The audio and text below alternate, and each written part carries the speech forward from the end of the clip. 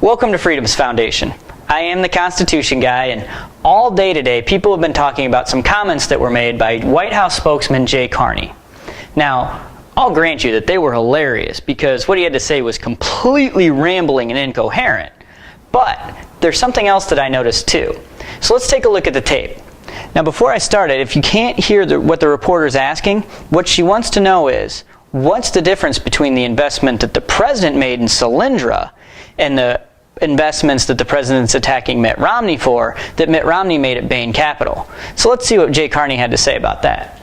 Last thing, if that's the argument, how is that different from the Romney's argument of Bain Capital, which is that many succeeded and a few failed?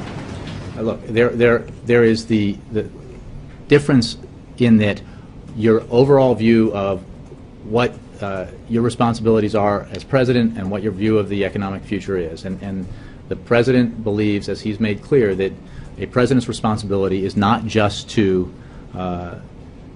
those who win, but those who, for an example, in a company where there have been layoffs or a company that's gone bankrupt, that we have to make sure that those folks have the means to find other employment, that they have the ability to train for other kinds of work, and that's part of the overall responsibility that a president has.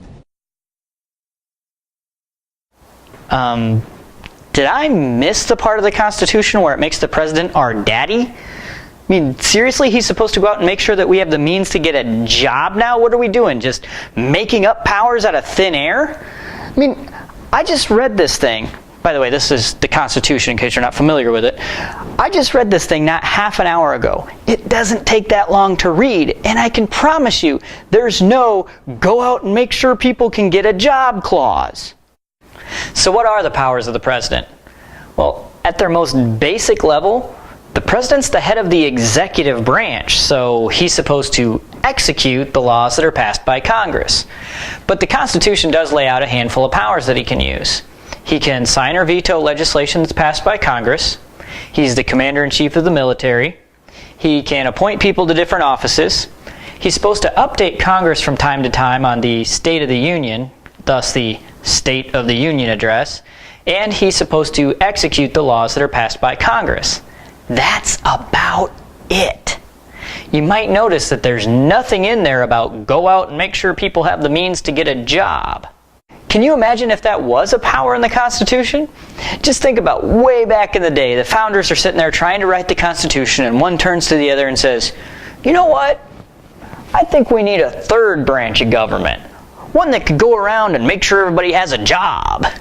And the other one turns and says, you know what? That's a good idea. We could call him the president. And then after that, we should create a Department of Happiness. Let's take a look at this from a little bit broader perspective. Like, what's the purpose of the federal government as a whole?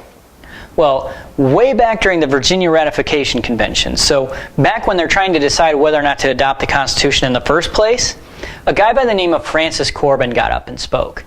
And one of the things that he talked about was that the federal government's job is to protect, defend, and strengthen the United States.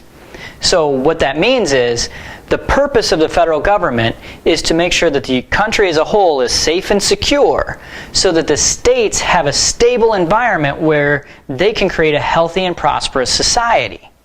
Now, not too long after Corbin spoke, James Madison got up and spoke in the same convention. And one of the things that he said was that any power to do things that would impact your daily life were things that were given to the states. So the states had those powers. You were never supposed to be able to see the effects of the federal government in your personal life. Now, does that make it sound like the founders intended to have a president who would go out and make sure that individual people had the means to get a job? Of course not. Okay, so the fact that President Obama and the White House don't understand or respect the Constitution isn't exactly news. So why is this important? Well, if this Constitution isn't the limit on federal power, then what is?